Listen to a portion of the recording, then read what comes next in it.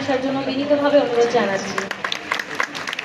দেশের স্কুল ও কলেজ শিক্ষার্থীদের মধ্যে অর্থনৈতিক জ্ঞান ও বিশ্লেষণী দক্ষতা বৃদ্ধির লক্ষ্যে রাজশাহীতে উৎসবমুখর পরিবেশে অনুষ্ঠিত হয়েছে বাংলাদেশ ইকোনমিক্স অলিম্পিয়াড 2026-এর রাজশাহী বিভাগীয় আঞ্চলিক পর্ব।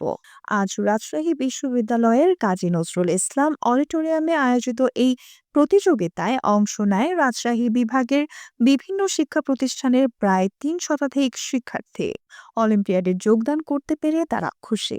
বাংলাদেশ ইকোনমিক্স অলিম্পিয়াডের সভাপতি আল আমিন পারভেজ বলেন, এই আয়োজন শিক্ষার্থীদের মাঝে অর্থনীতি বিষয়ে জ্ঞান অর্জনের পাশাপাশি দেশের অর্থনীতিতে ভূমিকা রাখবে।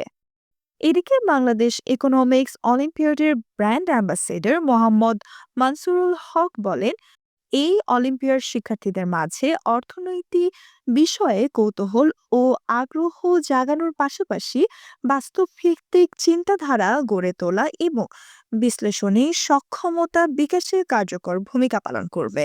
ইতিমধ্যেই বাংলাদেশের শিক্ষার্থীরা আন্তর্জাতিক প্ল্যাটফর্মে অংশগ্রহণের সক্ষমতা অর্জন করেছে। অনুষ্ঠানের উদ্বোধন ও পুরস্কার বিতরণী পর্বে উপস্থিত ছিলেন রাজশাহী বিশ্ববিদ্যালয়ের ভাইস চ্যান্সেলর সালেহ হাসান নকি।